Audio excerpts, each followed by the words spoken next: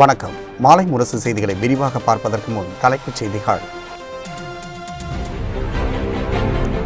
போஹிமியான் ராப்சோடி என்ற திரைப்படத்திற்கு 4 ஆஸ்கார் விருதுகள் அறிவிப்பு. Period the end of sentence இந்திய குறும்படம் சிறந்த ஆவணப்படமாக தேர்வு.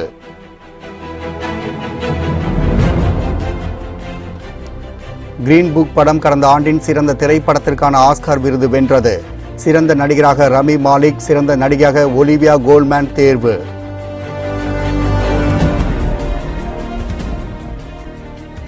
மக்களவைத் தேர்தலில் திமுக சார்பில் போட்டியிட விருப்ப மனு விநியோகம் தொடக்கம். பூர்த்தி செய்த விண்ணப்பங்களை மார்ச் 1 முதல் 7ஆம் தேதிக்குள் வழங்கலாம் என தகவல்.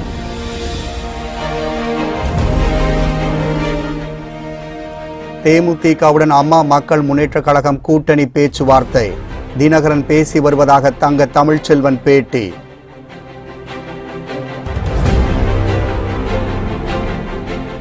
கமல்ஹாசன் பொது வாழ்விலும் வெற்றி பெற நடிகர் ரஜினிகாந்த் மனமார்ந்த வாழ்த்து. நல்லவர் துணை நின்றால் 40 எளிதே, நாளை நமதே என நன்றி தெரிவித்து கமல்ஹாசன் பதில். முதலமைச்சர் பழனிசாமி தனது சொந்த தொகுதியான எடப்பாடி கோனேரிப்பட்டில் அமைந்துள்ள ஓம் காளியம்மன் கோவிலில் தனது குடும்பத்தோடு தரிசனம் செய்தார். சேலம் மற்றும் தருமபுரி மாவட்டங்களில் பல்வேறு அரசு நிகழ்ச்சிகளில் பங்கேற்க முதலமைச்சர் எடப்பாடி பழனிசாமி அவரது சொந்த ஊரான எடப்பாடிக்கு வருகை புரிந்துள்ளார். இதற்காக சென்னையிலிருந்து தனி விமானம் மூலம் புறப்பட்டு கோவை சென்றடைந்த முதலமைச்சருக்கு விமான நிலையத்தில் சிறப்பான வரவேற்பு அளிக்கப்பட்டது. பின்னர் காரில் சாலை மார்க்கமாக முதலமைச்சர் பழனிசாமி எடப்பாடிக்கு சென்றார்.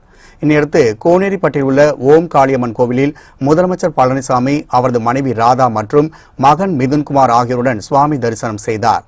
அப்போது முதலமைச்சருக்கு மாவட்ட ஆட்சியர் ரோஹிணி, மாவட்ட எஸ்பி தீபா கணிகர் மற்றும் அதிமுக நிர்வாகிகள் மலர்கொத்து கொடுத்தும் பொன்னாடை அணிவித்தும் சிறப்பான வரவேற்பு அளித்தனர். இதனைத் தொடர்ந்து முதலமைச்சர் பழனிசாமி சொந்த ஊரான சிலுவம்பாளையம் தோட்டத்திற்கு புறப்பட்டு சென்றுள்ளார். திமுக சார்பில் மக்களவைத் தேர்தலில் போட்டியிட விரும்புவதற்கான விருப்ப மனுக்கள் விநியோகம் சென்னை அண்ணா அறிவாலயத்தில் இன்று முதல் தொடங்கியது.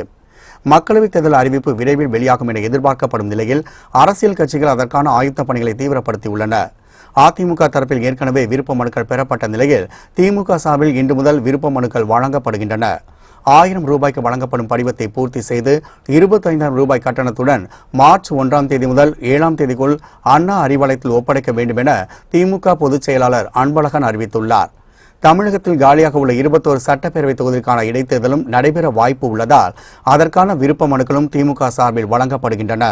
இந்த விருப்ப மனுவை மார்ச் 1ஆம் தேதி காலை 10 மணி முதல் 7ஆம் தேதி மாலை 6 மணிக்குள் கட்சி தலைமை அலுவலகத்தில் அளிக்க வேண்டும் எனவும் அன்பழகன் தெரிவித்துள்ளார்.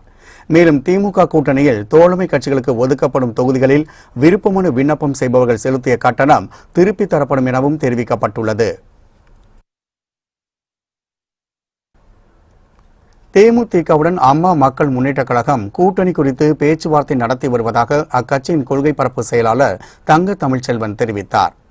நெல்லையில் செய்தியாளருடன் பேசிய அவர், தமிழகத்தின் வளத்தை காக்க அதிமுக பாஜக இல்லாத கூட்டணி வெற்றி பெற வேண்டும் என கூறினார். மத்திய மாநில அரசுகள் மக்களுக்கு 2 லட்சம் 6 லட்சம் வழங்கினாலும் கூட மக்கள் ஓட்டு போட மாட்டார்கள் என கூறிய தங்க தமிழ்ச்செல்வன் தேர்தலுக்காக தேமுதிக உள்ளிட்ட மாநில கட்சிகளுடன் பேச்சு நடத்தி வருவதாகவும் தெரிவித்தார். நேற்று வரை அதிமுகவை ஊழல் கட்சி என கூறிய பாமக இப்போது அதனோடு கூட்டணி வைத்துள்ளதாக கூறிய அவர், நாடாளுமன்ற தேர்தலுக்கு பின்னர் மாபெரும் அரசியல் மாற்றம் நிகழும் எனவும் தெரிவித்தார். சில கட்சிகளோட எங்க துணை பொதுச் செயலாளர் பேசிக்கிட்டு இருக்காரு. அதை வெளிப்படையா நாங்க சொல்ல முடியாது. எலெக்ஷனுக்கு இந்த மாசம் கடைசி, அடுத்த மாசம் ஃபர்ஸ்ட் வீக் தான் அனௌன்ஸ்மெண்ட்டே வரப்போகுது. இன்னும் டைம் இருக்கு, இன்னொரு 10 நாள் டைம் இருக்கு. லாஸ்ட் மினிட்ல கூட கூட்டணி முறிவு ஏற்படலாம். என்ன அது எப்பயுமே எல்லா கட்சியிலும் நடக்கிறது தான். கொஞ்சம் பொறுத்திருந்து பாரு. இத்தனை நாள் பொறுத்துட்டீங்க, கொஞ்சம் பொறுங்க. அதிமுகவுக்கு எதிர்ப்போட்டு, பிஜேபிக்கு எதிர்ப்போட்டு சத்தியமா அம்மா மக்கள் முன்னேற்ற கழகத்துக்கு தான் வரும். திமுகவுக்கு போகாது. நியூட்ரல் பப்ளிக் எங்களுக்கு சப்போர்ட் இருக்கு. அதிமுக கேடர்ஸ் 90% எங்ககிட்ட இருக்காங்க. இந்த வகையில தான் இந்த கூட்டணி நாங்க தனிச்சு நின்றா கூட ஜெயிப்போம்ன்ற நம்பிக்கை எங்களுக்கு இருக்கு. இந்த நாடாளுமன்ற தேர்தலில் ஒரு பொலிட்டிக்கல் மிராக்கிள் நடக்கத்தான் போகுது. நிச்சயமா பாருங்க, மிகப்பெரிய வெற்றி அம்மா மக்கள் முன்னேற்ற கழகம் பெறும். மக்கள் நீதி மய்ய தலைவர் கமல்ஹாசன் பொது வாழ்விலும் வெற்றி பெற ரஜினிகாந்த் ட்விட்டரில் வாழ்த்து தெரிவித்துள்ளார். இது தொடர்பாக ரஜினிகாந்த் தனது ட்விட்டரில் கட்சி ஆரம்பித்து 2ஆம் ஆண்டில் அடியெடுத்து வைத்து தேர்தலில் முதன்முறையாக போட்டியிடப் போகும் மக்கள் நீதி மய்ய தலைவர் நண்பர் கமல்ஹாசன் பொது வாழ்விலும் வெற்றி பெற மனமார்ந்த நல்வாழ்த்துக்கள் என பதிவிட்டுள்ளார். இதற்கு கமல்ஹாசன் தன் ட்விட்டர் பதிவில், நன்றி ரஜினிகாந்த், 40 கால நண்பரே, நல்லவர் துணை நின்றால் 40 எளிதே, நாளை நமதே என பதிலளித்துள்ளார். நாடாளுமன்ற தேர்தல் எதிரிகளையும் துரோகிகளையும் வீழ்த்தும் தேர்தல் என்பதை எண்ணி அதிமுக தொண்டர்கள் பணியாற்ற வேண்டும் என அமைச்சர் தங்கமணி தெரிவித்துள்ளார். மறைந்த முன்னாள் முதலமைச்சர் ஜெயலலிதாவின் 71வது பிறந்த நாளை ஒட்டி நாமக்கல்லில் நடைபெற்ற பொதுக்கூட்டத்தில் பேசிய அவர், அதிமுக பாமக வெற்றி கூட்டணியாக அமைந்துவிட்டதை பொறுக்க முடியாமல் மு.க.ஸ்டாலின் டாக்டர் ராமதாஸை விமர்சனம் செய்து வருவதாக தெரிவித்தார். ஸ்டாலினின் கோபத்தின் வெளிப்பாடு அதிமுக கூட்டணி வெற்றியை எளிதாக்கும் என கூறிய அமைச்சர் தங்கமணி, தேர்தலில் எதிரிகளுக்கும் துரோகிகளுக்கும் பாடம் புகட்ட வேண்டும், மத்திய மாநில அரசுகளின் சாதனைகளை எடுத்துக் கூறி 40 தொகுதிகளிலும் வெற்றி பெற அதிமுக தொண்டர்கள் பாடுபட வேண்டும் என கேட்டுக்கொண்டார். மூத்தவராக இருக்கின்ற டாக்டர் ஐயாவை பார்த்து இந்த தினம் பேசக்கூடாத வார்த்தையெல்லாம் பேசிக் கொண்டிருக்கின்றார் என்றால், நீங்கள் பேச பேச எங்களுக்கு இன்னும் வாக்கு வங்கியில் அதிகமாகிக் கொண்டுதான் இருக்கின்றது. உங்களுடைய கோபத்தின் வெளிப்பாடு எங்களுடைய வெற்றியின் விளிம்பாடாக இருக்கும் என்பதை இந்த நேரத்தில் நான் சொல்ல கடமைப்பட்டிருக்கின்றேன்.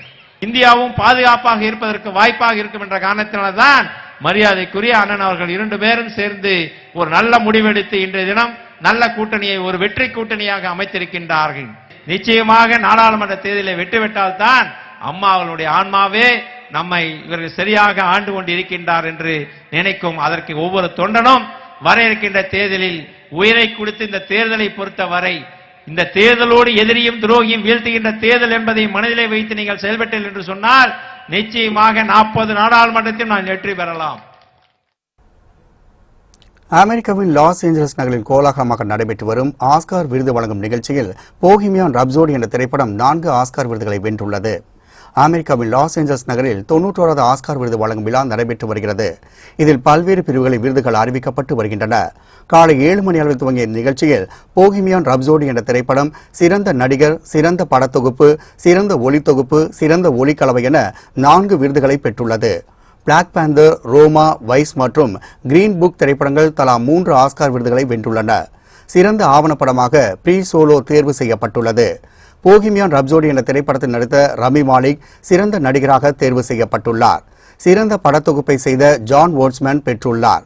ஃபேவரட் என்ற படத்தில் நடித்திய ஒலிவியா கோல்மேனுக்கு சிறந்த நடிகைக்கான விருது வழங்கப்பட்டுள்ளது.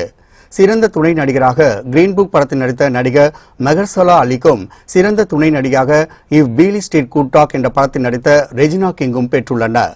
சிறந்த அனிமேஷன் படமாக ஸ்பைடர்மேன் இன்டு தி ஸ்பைடர்வர்ஸ் என்ற படமும், சிறந்த அனிமேஷன் குறும்படத்திற்கான விருது பாவோ படத்திற்கும் வழங்கப்பட்டது. சிறந்த ஆடை வடிவமைப்புகளுக்கான விருது பிளாக் பேந்தர் படத்தில் பணியாற்றிய ரூத் கார்ட்டருக்கும், சிறந்த ஒளிப்பதிவுக்கான விருதை ரோமோ பட ஒளிப்பதிவாளர் அல்போன்சா கியூனுக்கும் அளிக்கப்பட்டுள்ளது. மாதவிடாய் காலத்தில் பெண்கள் படும் அவதியை குறித்து எடுக்கப்பட்ட படமான period end of the sentence என்ற இந்திய திரைப்படம் சிறந்த ஆவண குறும்படமாக தேர்வு செய்யப்பட்டுள்ளது. மலிவு விலை நாப்கினை பயன்படுத்தி எடுக்கப்பட்ட இந்த படத்தில் கோவை சேர்ந்த அருணாச்சலம் முருகானந்தம் நடித்துள்ளார் என்பது குறிப்பிடத்தக்கது. இன்னைக்கு எங்களுக்கு குறும்படமான பீரியட் எண்ட் ஆஃப் சென்டென்ஸ் அப்படிங்கிற படம் ஆஸ்கர் விருது பெற்றிருக்குது. மிகுந்த மகிழ்ச்சியோடு இருக்கிறோம். ஏன்னா ஏற்கனவே இந்த பெண்கள் மாதவிலக்கை பற்றி பேட்மேன் அப்படிங்கிற இந்தி திரைப்படம் இந்தியா முழுக்க ஒரு தாக்கத்தை ஏற்படுத்தி இருந்தாலும் திரைப்படத்தில் சொல்ல முடியாத பெரும்பாலான விஷயங்களை விட்டு போனது மனசுக்கு கவலையாக இருந்தது. அது என்ன அப்படின்னா, நிஜமாவே பெண்கள் கிராமப்புறங்கள் படும் பாட்டை திரைப்பட ஸ்க்ரீனில் கூட சொல்ல முடியாத அளவுக்கு ரொம்ப ஒரு என்ன சொல்றதுங்க சென்சிட்டிவாக இருக்குங்க. அதை ரொம்ப நாளாக விட்டு வச்சிருக்குமே, அதை டாக்குமெண்ட் பண்ணால் என்ன அப்படிங்கிற ஒரு முடிவு தான் the period end of sentence. இது இன்னைக்கு இந்த 18 வருட உழைப்பு மற்றும் பேட்மேன் திரைப்படத்தின் மூலம் இன்னைக்கு கிராமப்புற பெண்களோட பயன்பாடு என்பது 34% எட்டியிருக்கிறது. நிச்சயம் ஆஸ்கர் போன்ற இந்த விருதுகள் மேலும் மேலும் விருதுகளும் அங்கீகாரம் கிடைக்கும் பொழுது இந்த சதவீதம் அதிகரித்து கொண்டே போய் ஒரு நாள் இந்தியா 100% பெண்கள் சானிட்டரி பேட் உபயோகப்படுத்தும் நாடாக மாறும் என்பதில் எந்த விதமான ஐயமில்லை.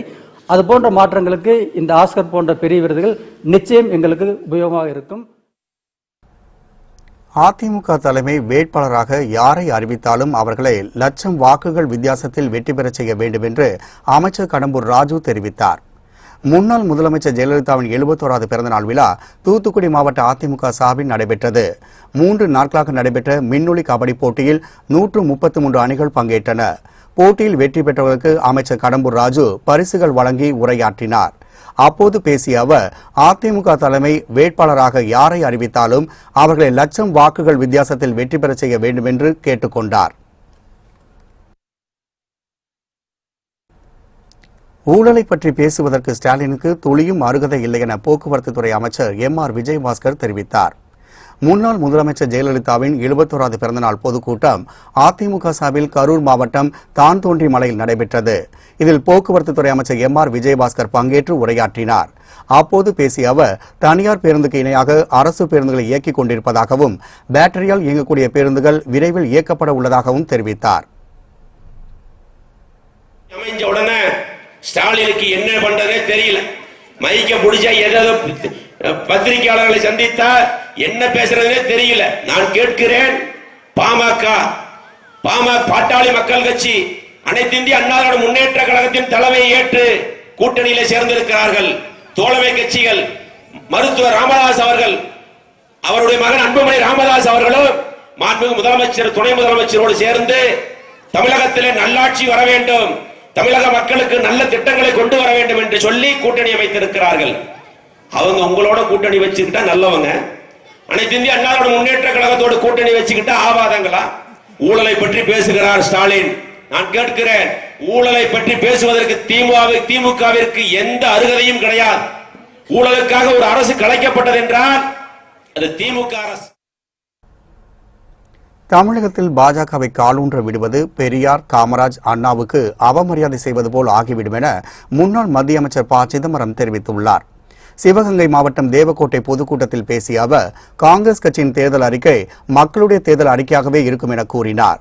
பாஜக ஆட்சியில் அம்பேத்கர் வகுத்த அரசியல் சாசனத்திற்கு பேராபத்து வந்துள்ளதாகவும் நாட்டின் ஒற்றுமையை சீர்குலைக்க முயற்சி அரங்கேறி வருவதாகவும் ப. சிதம்பரம் குற்றம் சாட்டினார். அம்பேத்கர் அவர்கள் வடித்து காமராஜர் அவர்கள் முயற்சி எடுத்து திருத்திய அரசியல் சாசனத்துக்கு பேராபத்து என்று வந்திருக்கிறது. பெரியாருக்கும் பேரறிஞர் அண்ணாவுக்கும் பெருந்தலைவர் காமராஜருக்கும் மற்ற அனைத்து பகுத்தறிவாளர்களுக்கும் முற்போக்காளர்களுக்கும் ஏழை மக்களுடைய பிரதிநிதிகளுக்கும் ஏழை பங்காளர்களுக்கும் மதச்சார்பின்மை கொள்கையை தலைமையில் வைத்து கொண்டாடியவர்களுக்கும் நலிந்த மக்கள், நசுக்கப்பட்ட மக்கள், ஒடுக்கப்பட்ட மக்கள், பின்தங்கிய மக்கள், பிற்படுத்தப்பட்ட மக்களுக்காக வாழ்நாள் முழுவதும் போராடியவர்களுக்கும் நாம் செய்யக்கூடிய மிகப்பெரிய அவமரியாதை பாரதிய ஜனதா கட்சி இந்த மண்ணிலே காலூன்றும். உத்தரப்பிரதேச மாநிலம் பிரயாக்ராஜில் துப்புரவு தொழிலாளர்கள் கால்களை கழுவி பிரதமர் மோடி மரியாதை செலுத்தினார். உத்தரப்பிரதேசத்தின் கோரக்பூரில் குறு சிறு விவசாயிகளுக்கு ஆண்டுக்கு 6000 ரூபாய் நிதியுதவி வழங்கப்படும் திட்டத்தை தொடக்கி வைத்த பிரதமர் மோடி பின்னர் பிரயாக்ராஜ் சென்று கும்பமேளாவில் புனித நீராடி வழிபாடு செய்தார். அப்போது சங்கம் படித்துறையில் மகா ஆரத்தி வழிபாடு செய்து இந்திய மக்கள் நலனுக்காக பிரதமர் மோடி வேண்டிக் கொண்டார். இதனையடுத்து துப்புரவு தொழிலாளர்கள் கால்களை கழுவி பிரதமர் மோடி மரியாதை செலுத்தினார். கும்பமேளா இடத்தை சுத்தம் செய்த துப்புரவு தொழிலாளர்கள் கால்களை கழுவி மரியாதை செலுத்திய பிரதமர் மோடிக்கு பலரது தரப்பில் பாராட்டுகள் குவிந்து வருகின்றன. புல்வாமா தாக்குதலில் தொடர்புடையவர்கள் மீது நடவடிக்கை எடுக்க அவகாசம் தாருங்கள் என்று பிரதமர் மோடியிடம் பாகிஸ்தான் பிரதமர் இம்ரான்கான் வேண்டுகோள் விடுத்துள்ளார். காஷ்மீர் புல்வாமா தாக்குதலை தொடர்ந்து ராஜஸ்தான் பொதுக்கூட்டத்தில் பேசிய பிரதமர் மோடி, பாகிஸ்தான் பிரதமர் இம்ரான்கான் ஒரு பதான் இனத்தை சேர்ந்தவராக இருந்தால் அந்த இனத்தின் பெயரை காப்பாற்ற வேண்டும் என பேசினார். பதான் இனம் ஈரானை பூர்வீகமாக கொண்டது. அவர்கள் நீதி நேர்மைக்கு பெயர் பெற்றவர்கள் என்று பரவலாக பேசப்படுகின்றது. இந்நிலையில் மோடியின் பேச்சுக்கு இம்ரான்கான் பதிலளித்துள்ளார். இதுகுறித்து பாகிஸ்தான் பிரதமர் அலுவலகம் வெளியிட்டுள்ள அறிக்கையில் இம்ரான்கான் சொன்ன வாக்கை காப்பாற்றுவார் என தெரிவிக்கப்பட்டுள்ளது. புல்வாமா தாக்குதலில் பாகிஸ்தானுக்கு தொடர்பு உண்டு என்பதற்கான ஆதாரங்களை அளித்தால் நிச்சயம் நடவடிக்கை எடுக்கப்படும் எனவும் அதற்கு இந்தியா கால அவகாசம் தர வேண்டும் எனவும் பாகிஸ்தான் பிரதமர் அலுவலக அறிக்கையில் கூறப்பட்டுள்ளது. இலங்கையில் இந்திய அரசு உதவியுடன் கட்டப்பட்ட 155 வீடுகள் பயனாளிகளிடம் ஒப்படைக்கப்பட்டுள்ளது. இலங்கை மத்திய மாகாணம் ஹட்டன் மாவட்டத்தில் உள்ள பொகவந்தலாவை பகுதியில் இந்திய அரசு உதவியுடன் 155 வீடுகள் கட்டப்பட்டுள்ளன. இதனை பயனாளர்களிடம் ஒப்படைக்கும் நிகழ்ச்சி நடைபெற்றது. இதில் இலங்கை பிரதமர் ரணில் விக்ரமசிங்க, இலங்கைக்கான இந்திய தூதர் தரண்ஜித் சிங் சாந்து, கிராமத்துறை அமைச்சர் பழனி திகம்பரம், நாடாளுமன்ற உறுப்பினர்கள் எம் திலக்ராஜ், கே பியாதாஸ் உள்ளிட்ட பலர் பங்கேற்றனர். இலங்கையில் 63,000 வீடுகள் கட்டுவதற்காக இந்தியா சுமார் 2,486 கோடி ரூபாய் நிதி ஒதுக்கியுள்ளதாகவும், இந்நிதியில் இலங்கையில் இதுவரை 47,000 வீடுகள் கட்டி முடிக்கப்பட்டுள்ளதாகவும் இந்திய தூதரகம் வெளியிட்டுள்ள அறிக்கையில் தெரிவிக்கப்பட்டுள்ளது. நிகழ்கால அரசியல் நாகரிகம் குறைந்து காணப்படுவதால் பொதுமக்கள் அச்சப்படுகிறார்கள் என கவிஞர் வைரமுத்து தெரிவித்துள்ளார். கவிஞர் வைரமுத்து தமிழாற்றுப்படை எனும் தலைப்பில் தமிழகத்தின் பல்வேறு பகுதிகளில் சொற்பொழிவாற்றி வருகிறார். இந்நிலையில் மார்ச் மாதம் 3ஆம் தேதி காஞ்சிபுரத்தில் தமிழாற்றுப்படை சொற்பொழிவு நிகழ்ச்சி நடைபெறவுள்ளது. அந்நிகழ்ச்சியில் கலந்து கொள்ள தமிழ் அறிஞர்களுக்கு அழைப்பு விடுக்கும் நிகழ்ச்சி காஞ்சிபுரத்தில் நடைபெற்றது. இதில் கவிஞர் வைரமுத்து கலந்து கொண்டு தமிழ் அறிஞர்களிடையே உரையாற்றினார். பின்னர் செய்தியாளர்களிடம் பேசிய அவர், பேரறிஞர் அண்ணா மறைந்து அரை நூற்றாண்டு கடந்த பிறகு அண்ணா என்ற மையச்சை சுற்றிதான் தமிழ்நாடு அரசியல் சுழல்கிறது என கூறினார். மேலும் நிகழ்கால அரசியல் நாகரிகம் குறைந்து காணப்படுவதால் பொதுமக்கள் அரசியலை கண்டு அச்சப்படுகிறார்கள் என வைரமுத்து தெரிவித்தார். பொது மேடையில் பேசக்கூடிய மொழியில் நாகரிகத்தை வகுத்தவர், பண்பாட்டு வெளியில் அரசியலை நிகழ்த்தியவர் அண்ணா. அந்த பண்பாடு, அந்த நாகரிகம், அந்த அழகு மொழி, அந்த மதிக்கும் திறம் நிகழ்கால அரசியல் வெளியில் இருக்கிறதா என்பது ஒரு கேள்விக்குறியாகவே இருக்கிறது. பொதுமக்கள் அரசியல் மேடைகளில் நாகரிகத்தை எதிர்பார்க்கிறார்கள். தனி நபர்களை விமர்சிக்கிற பொழுது தடம் புரண்டு விடுகிறார்கள் சில தலைவர்கள். ஆனால் தத்துவத்தோடுதான் மோதல் இருக்க வேண்டுமே தவிர தனி மனிதர்களோடு இருக்கக்கூடாது என்பதுதான் பொதுமக்களின் எதிர்பார்ப்பு. நாடாளுமன்ற தேர்தலில் யாருக்கு ஆதரவு என்பது குறித்து மாவட்ட செயலாளர்களிடம் ஆலோசனை செய்து சரியான முடிவெடுப்போம் என அண்ணா திராவிட கழக பொதுச் செயலாளர் திவாகரன் தெரிவித்தார். திருவாரூர் மாவட்டம் மன்னார்குடியில் செய்தியாளர்களிடம் பேசிய அவர், திராவிட கட்சிகள் வேண்டாம் என கூறிய பாமக அதிமுகவுடன் கூட்டணி வைத்துள்ளதற்கு வரவேற்பு தெரிவித்தார். அது நாங்கள் எல்லாம் முடிஞ்சு இப்போ எல்லாம் உண்டியில் குளிக்கிட்டு இருக்காங்க. எல்லாம் முடிஞ்ச பிறகு எங்களுடைய மாவட்ட செயலாளர்கள் எல்லாம் கூப்பிட்டு வச்சு பேசி நாங்கள் ஒரு முடிவுக்கு வருவோம். யார் வேணாலும், யாரோட வேணாலும், எப்போ வேணாலும், எவ்வளவு விமர்சனங்கள் பண்ணாலும் தேர்தல் நேரத்தில் எப்படி வேணாலும் ஜாயிண்ட் ஆகிக்கலாம் அப்படிங்கிறப்பல ஒரு முறை இப்போ இங்கே வந்துகிட்டு இருக்கு. பொதுமக்களுக்கு எப்படி எடுத்துக்கொள்வார்கள் அப்படிங்கிறது மிகப்பெரிய கேள்வி. திராவிட கட்சிகளை விமர்சித்த திமுகவையும் அதிமுகவையும் விமர்சித்த பாட்டாளி கட்சி இந்த ஃபோல்டுக்குள்ள வந்திருக்கு அப்படிங்கும்போது இதை அன்புமணி ராமதாஸும் டாக்டர் ராமதாஸ் அவர்களும் தொடர்ந்து இதை நியாயப்படுத்திக்கிட்டே தான் இருக்காங்க. அவங்க அடுத்த பேச்சுக்கே இன்னும் போக முடியல. வாட்ஸ்அப்பு, ஃபேஸ்புக்கு, சோசியல் மீடியாலெல்லாம் அவங்கள போட்டு கலாச்சி எடுக்கிறாங்க. அதற்கு பதில் சொல்ல தான் அவர்களுக்கு நேரம் சரியா இருக்க ஒழிஞ்சு அடுத்த கட்ட வேலை பார்க்க முடியல அவங்களால. அதே சமயத்தில் திராவிட இயக்கங்களை எதிர்த்து கொண்டிருந்த பாமகர்கள் திராவிட இயக்கத்தை மீண்டும் ஏற்றுக்கொண்டதற்கு எங்களுடைய நன்றியினையும். ஆமா, அது ஒரு நன்றி. நல்லதா கெட்டதா உங்களுக்கு என்னச்சுன்னா, உங்களுக்கு அவங்க அதிமுக ஆதரிச்சாலும் சரி, திமுக ஆதரிச்சாலும் சரி, திராவிட கழகங்களை ஒதுக்க முடியாதுங்கிறது முடிவுக்கு வந்துட்டாங்க. அது பெரிய வெற்றி, எல்லா திராவிட கழகங்களுக்கும் வெற்றி. அது மேகதாது அணை கட்ட அனுமதி வழங்க முயற்சிக்கும் மோடி அரசின் துரோக நடவடிக்கையை முதலமைச்சர் எடப்பாடி பழனிசாமி தடுத்து நிறுத்த வேண்டும் என அனைத்து விவசாய சங்கங்களின் ஒருங்கிணைப்பு குழு தலைவர் PR பாண்டியன் வலியுறுத்தினார். திருவாரூர் மாவட்டம் மன்னார்குடியில் செய்தியாளர்களிடம் பேசிய அவர், கர்நாடகாவின் மேகதாது அணை குறித்த வரைவு திட்ட அறிக்கை மத்திய நீர்ப்பாசனத்துறையிடம் தாக்கல் செய்யப்பட்டுள்ளதாகவும், அதனை ஏற்று மத்திய நீர்ப்பாசனத்துறை பொறியாளர்கள் மேகதாது பகுதியில் பார்வையிட்டு ஆய்வு செய்து வருவதாகவும் கர்நாடக நீர்ப்பாசனத்துறை அமைச்சர் வெளியிட்டுள்ள தகவல் அதிர்ச்சி அளிப்பதாக கூறினார். மோடி அரசும் முதலமைச்சர் குமாரசாமியும் தமிழகத்தை அழிக்க மேற்கொண்டு வரும் கூட்டு சதிக்கு கண்டனம் தெரிவித்த PR பாண்டியன் இதனை தமிழக அரசு தெளிவுபடுத்த வேண்டும் என கேட்டுக் கொண்டார். மத்திய நீர்ப்பாசனத்துறை பொறியாளர்கள் கர்நாடக அரசு சமர்ப்பித்திருக்கிற புதிய அணை கட்டுவதற்கான வரைவு திட்ட அறிக்கையை ஏற்று அது குறித்து நேரில் ஆய்வு செய்வதற்காக மத்திய நீர்ப்பாசனத்துறையினுடைய பொறியாளர் என்ற குழு நேற்றைய தினம் மேகதாட்டு பகுதியில் ஆய்வுகளை மேற்கொண்டுள்ளார்கள். தேர்தலுக்குள்ளாகவே காவிரியின் குறுக்கே மேகதாட்டு அணையை கட்டுவதற்கு அனுமதியை கொடுத்து கர்நாடகாவில் வாக்கு பெற வேண்டும் என்பதற்காக தமிழகத்தை அழிப்பதற்கு மோடி அரசாங்கம் முயற்சி மேற்கொண்டிருக்கிறது. இது கர்நாடக குமாரசாமி அரசாங்கத்தோடு மறைமுக கூட்டு வைத்து தமிழகத்தை அழிக்கின்ற சதி செயலில் மோடி அரசாங்கம் ஈடுபட்டிருக்கிறது. தமிழக ஆளுகிற அனைத்து இந்திய அண்ணா திராவிட முன்னேற்ற கழகம் இது குறித்து தமிழக விவசாயிகளுக்கு தெளிவுபடுத்த வேண்டும்.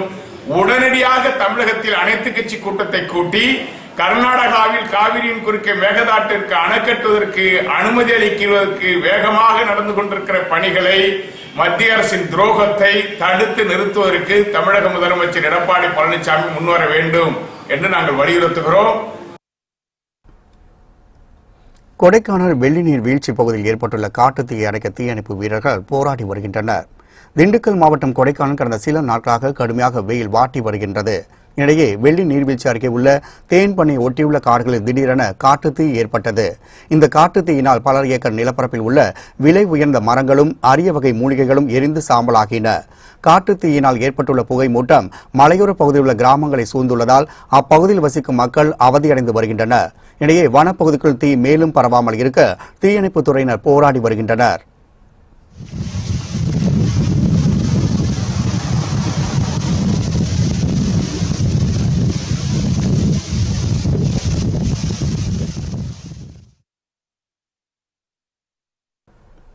திருச்செங்கோடு வனப்பகுதியில் ஏற்பட்ட பயங்கர தீ விபத்தில் அரிய வகை மரங்கள் எரிந்து சாம்பலாகின.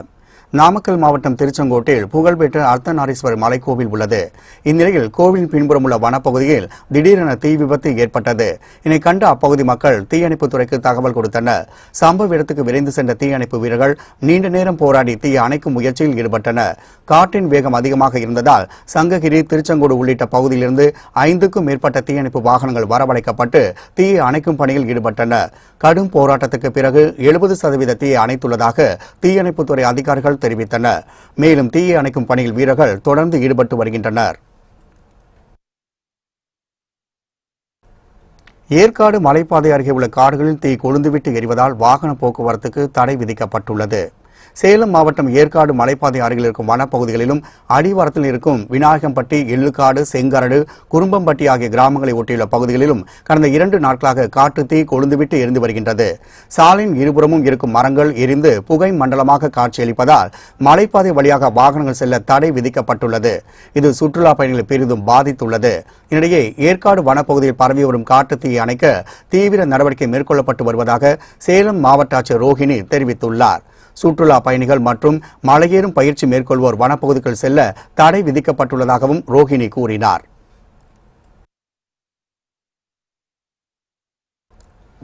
நாகர்கோவில் அருகே ரயில் தண்டவாளத்தில் இருந்த தலை துண்டிக்கப்பட்ட நிலையில் இருந்த வாலிபரின் உடலை போலீசார் மீட்டு விசாரணை மேற்கொண்டு வருகின்றனர்.